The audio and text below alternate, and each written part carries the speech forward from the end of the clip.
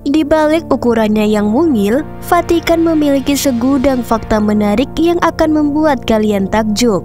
Tahukah kamu bahwa Vatikan adalah satu-satunya negara di dunia yang seluruh wilayahnya adalah sebuah kota? Selain itu, Vatikan juga merupakan pusat spiritual bagi umat Katolik di seluruh dunia. Tanpa berlama-lama lagi, yuk kita bahas.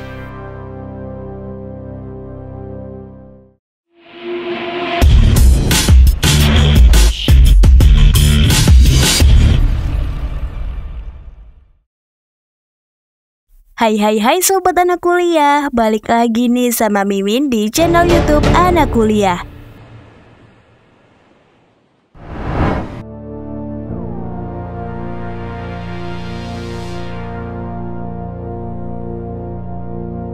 Pernahkah kalian membayangkan sebuah negara yang ukurannya seluas kompleks perumahan?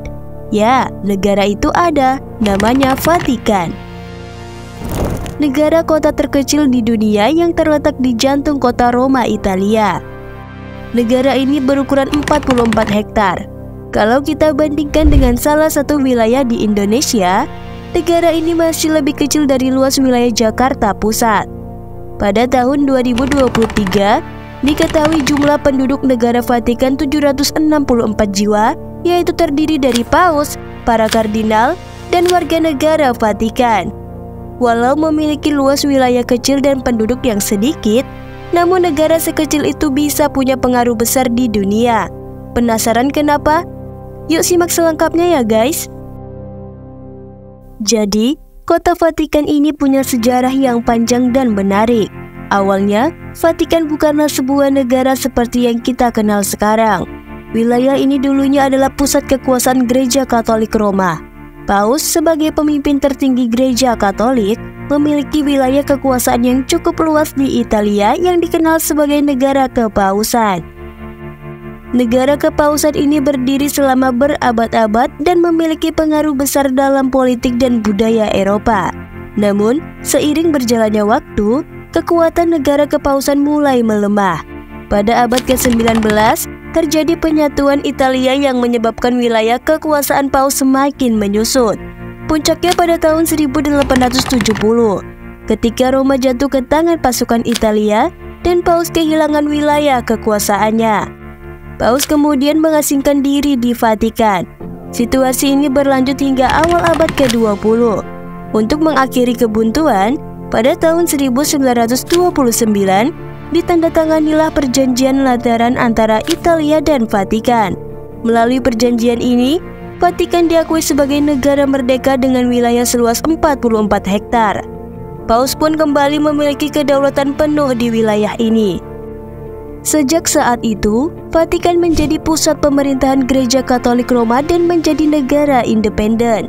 Meskipun wilayahnya sangat kecil, Vatikan memiliki pengaruh yang sangat besar dalam berbagai bidang seperti politik, budaya, dan sosial.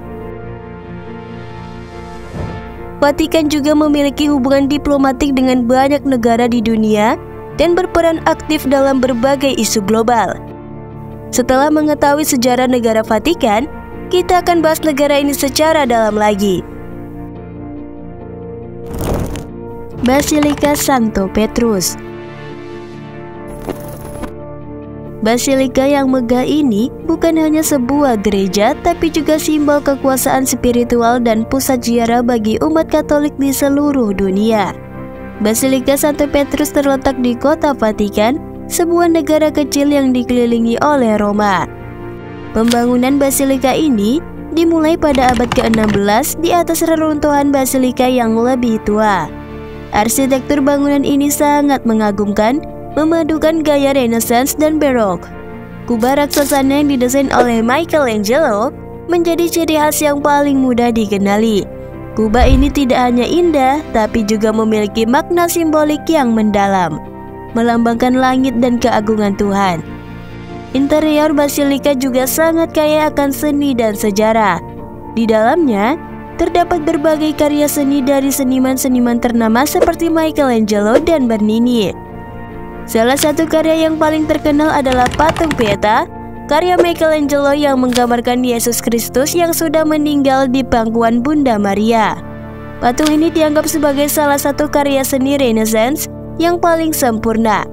Selain itu, Basilika Santo Petrus juga merupakan tempat peristirahatan terakhir bagi banyak paus.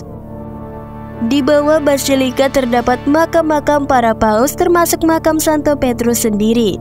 Makam Santo Petrus dianggap sebagai tempat yang sangat suci bagi umat Katolik.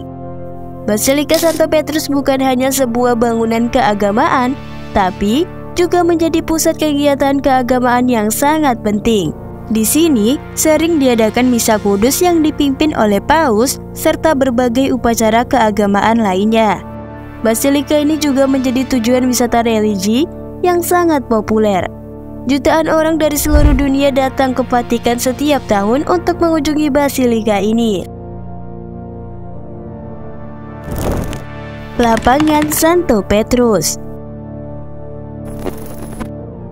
Lapangan Santo Petrus ini bukan sembarang lapangan biasa loh. Desainnya yang megah dan penuh sejarah membuatnya menjadi salah satu mahakarya arsitektur dunia. Dibangun pada abad ke-17 atas perintah Paus Alexander VII, lapangan ini dirancang oleh seniman besar Gian Lorenzo Bernini. Bentuknya yang menyerupai dua lengan terbuka ini melambangkan kehangatan dan sambutan Gereja Katolik kepada seluruh umat manusia. Dua lengan ini seolah-olah merangkul kita semua tanpa memandang latar belakang, ras, atau agama. Di tengah lapangan, kita juga bisa melihat sebuah obelisk Mesir kuno. Obelisk ini memiliki sejarah yang panjang dan penuh misteri. Konon, obelisk ini dibawa ke Roma pada masa Kekaisaran Romawi dan kemudian dipindahkan ke Vatikan pada abad ke-16. Keberadaan obelisk ini semakin memperkaya makna simbolis dari lapangan Santo Petrus. Selain obelisk, ada juga banyak patung-patung orang suci yang menghiasi lapangan.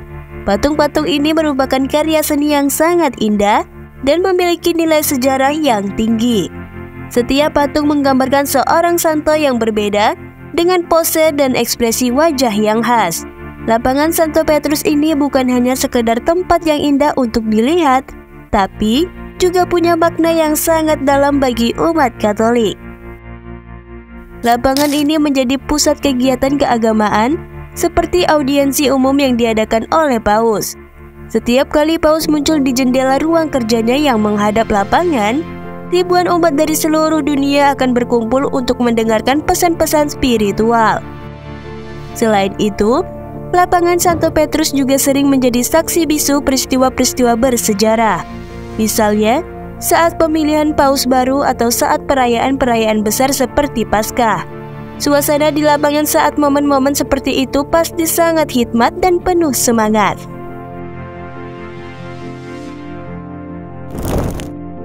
Museum Vatikan. Museum yang terletak di negara Vatikan ini adalah harta karun seni dan budaya yang tak ternilai harganya.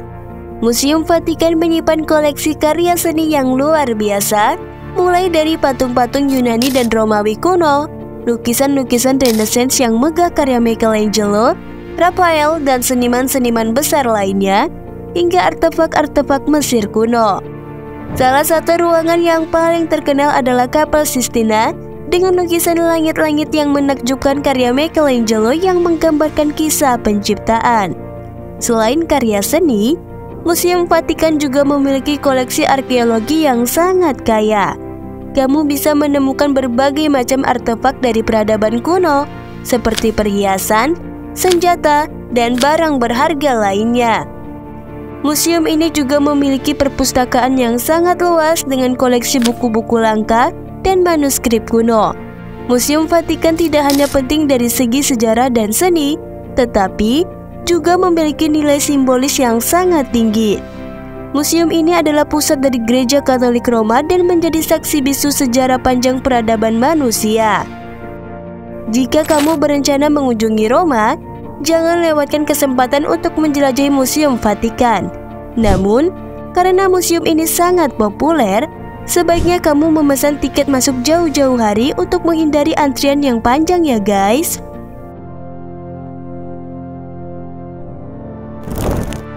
Kepala Negara.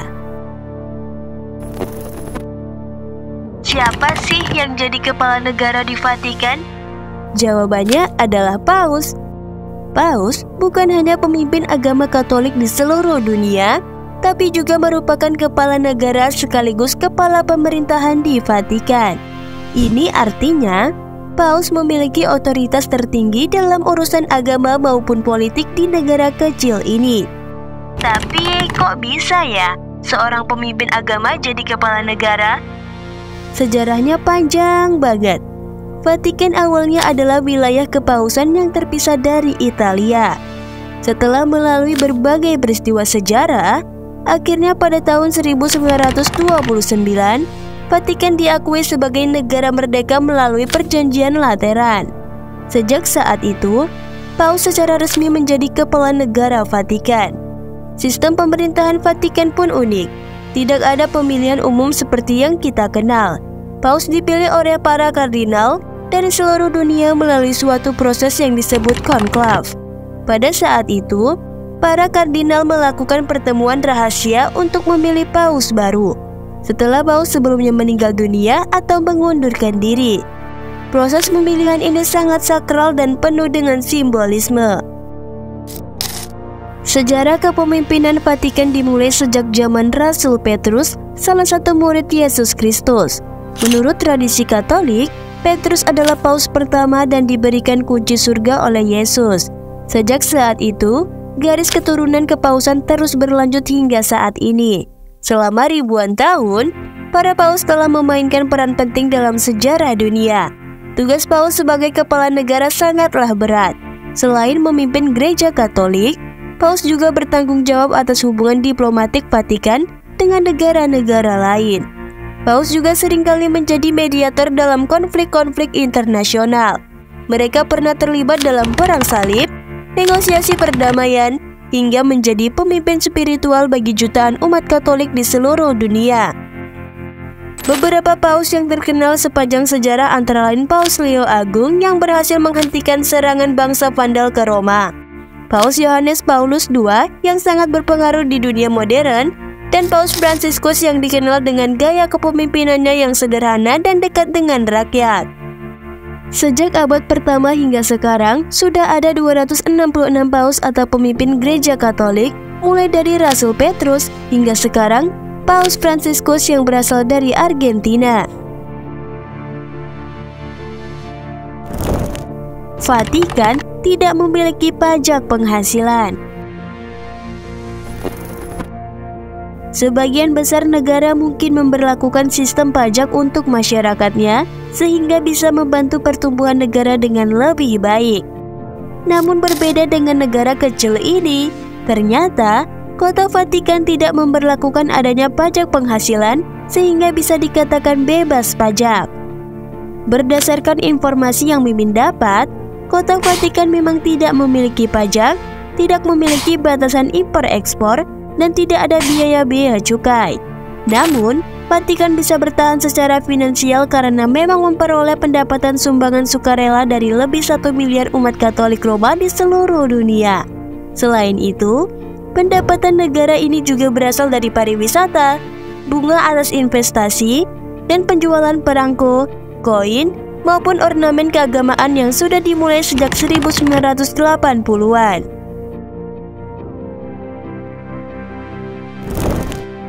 Vatikan tidak punya bandara. Vatikan dengan luas wilayah yang sangat terbatas memang tidak memiliki ruang yang cukup untuk membangun sebuah bandara. Namun, alasan dibaliknya tidak sesederhana itu. Ukuran bukanlah satu-satunya faktor yang membatasi keberadaan bandara di Vatikan.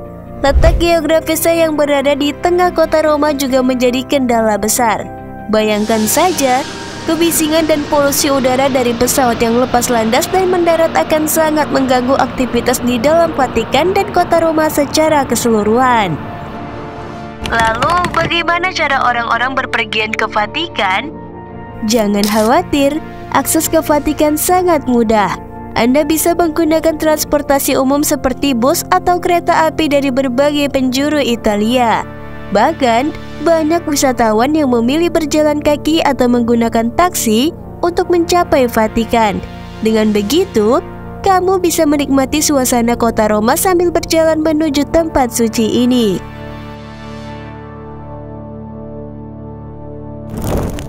Kota Vatikan punya paspor sendiri. Vatikan, meskipun wilayahnya sangat kecil, diakui sebagai negara merdeka oleh banyak negara di dunia. Sebagai sebuah negara, tentu saja Vatikan memerlukan identitas resmi bagi warganya, dan salah satunya adalah paspor. Paspor Vatikan bukan sembarangan paspor loh. Desainnya yang elegan dan khas mencerminkan sejarah panjang dan kekayaan budaya Vatikan. Tapi siapa saja sih yang berhak mendapatkan paspor Vatikan? Paspor ini biasanya diberikan kepada warga negara Vatikan yang bekerja di berbagai lembaga keagamaan atau diplomatik. Selain itu, para penjaga Swiss yang bertugas melindungi Paus juga mendapatkan paspor Vatikan. Lalu, apa saja keuntungan memiliki paspor Vatikan? Meskipun tidak sekuat paspor negara-negara dengan mobilitas tinggi, paspor Vatikan tetap memberikan kemudahan bagi pemegangnya untuk melakukan perjalanan ke berbagai negara. Apalagi Vatikan memiliki hubungan diplomatik dengan banyak negara di dunia. Diketahui, pemegang paspor Vatikan bisa berpergian tanpa visa ke 117 negara.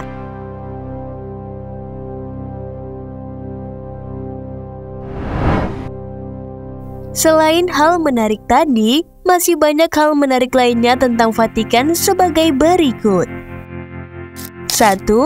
Nama Vatikan berasal dari bahasa Latin yaitu Vetus yang artinya pengkabar masa depan atau tellers of the future. 2. Perlu sekitar 60 menit atau 1 jam untuk mengelilingi tembok yang mengelilingi negara ini. 3. Desain bendera Vatikan terdiri dari 2 warna utama, yaitu warna kuning dan putih. Selain itu, pada bagian putih terdapat lambang kota Vatikan. Desain bendera ini diadopsi pada 7 Juni 1929. Adapun makna dari desain dan warna bendera itu adalah warna kuning melambangkan keberanian dan kekuatan, kemudian warna putih melambangkan perdamaian dan kejujuran. Dan lambang negara yang terdapat di tengah bendera adalah lambang kepausan. Lambang kepausan ini terdiri dari sebuah tiara kepausan berwarna emas dengan 3 mahkota yang melambangkan kekuasaan kepausan atas dunia rohani, dunia manusia, dan dunia benda. Di sebelah kanan dan kiri tiara terdapat kunci, yang mana berarti mewakili kunci surga yang diberikan Yesus Kristus kepada Santo Petrus, sesuai dengan apa yang tertulis dalam Injil menurut Matius 16 ayat 19. 4. Vatikan enggak punya bahasa resmi yang ditetapkan, sehingga banyak bahasa yang digunakan, namun yang paling sering digunakan bahasa Italia dan Latin. 5. Vatikan enggak punya bandara. Kota ini cuma punya 1 wilayah pendaratan untuk helikopter. 6. Vatikan punya kantor pos sendiri sejak abad ke-14 dan merilis perangko mereka sendiri. 7. Keseluruhan negara Vatikan merupakan situs warisan dunia UNESCO. 8. Vatikan punya teleskop sendiri yang berlokasi di Arizona, Amerika Serikat untuk sebuah penelitian astronomi. 9. Pemilihan paus dilakukan bisa disaksikan oleh seluruh dunia dengan memperhatikan cerobong asap di atap. Asap hitam berarti belum ada paus, sedangkan asap putih adalah tanda paus baru sudah terpilih. 10. Euro adalah mata uang resmi Vatikan yang digunakan sejak tahun 2002. Hal ini karena Vatikan menjalin perjanjian khusus dengan Uni Eropa, meskipun negara ini bukan anggota negara Uni Eropa. 11. Vatikan mencetak euro spesialnya sendiri dalam bentuk uang koin. Koin-koin ini dihias dengan gambar paus yang berbeda sehingga menjadi barang koleksi. 12. Kota Vatikan menjadi pusat keuangan yang besar dengan aset yang dikelola Bank Vatikan. Bank ini sangat terkenal dan dianggap sebagai salah satu bank paling aman di dunia.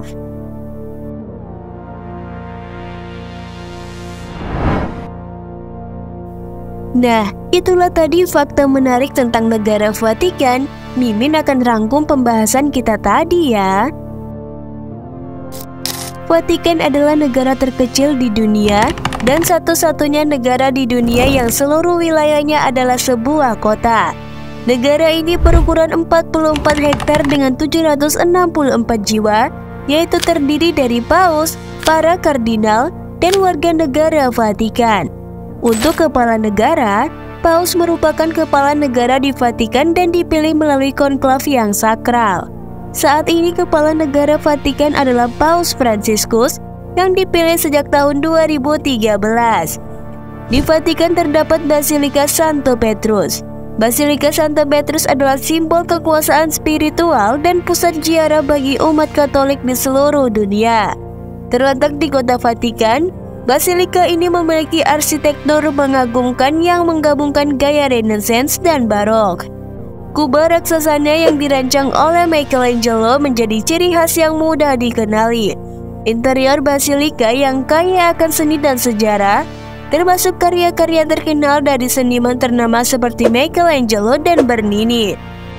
Kota Vatikan tidak memiliki pajak penghasilan dan memiliki paspor sendiri. Meskipun tidak memiliki rumah sakit dan bandara sendiri, Vatikan tetap memberikan fasilitas kesehatan dasar dan akses transportasi yang mudah bagi warganya.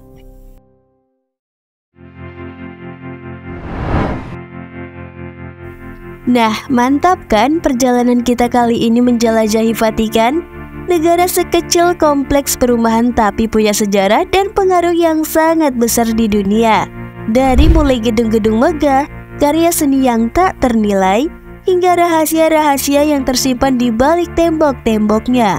Kita juga baru tahu kalau paus itu nggak cuma memimpin agama, tapi juga kepala negara. Jadi guys, Vatikan itu lebih dari sekedar sebuah negara. Ini adalah pusat sejarah, seni, dan spiritualitas dunia. Semoga video ini bisa menginspirasi kalian untuk mencari tahu lebih banyak tentang tempat-tempat menarik lainnya di dunia. So, sekian dulu video hari ini. Kalau kamu suka video ini boleh like dan share, serta jangan lupa juga untuk subscribe channel YouTube kita ya. Sampai jumpa di video selanjutnya. Tetap semangat dan teruslah belajar.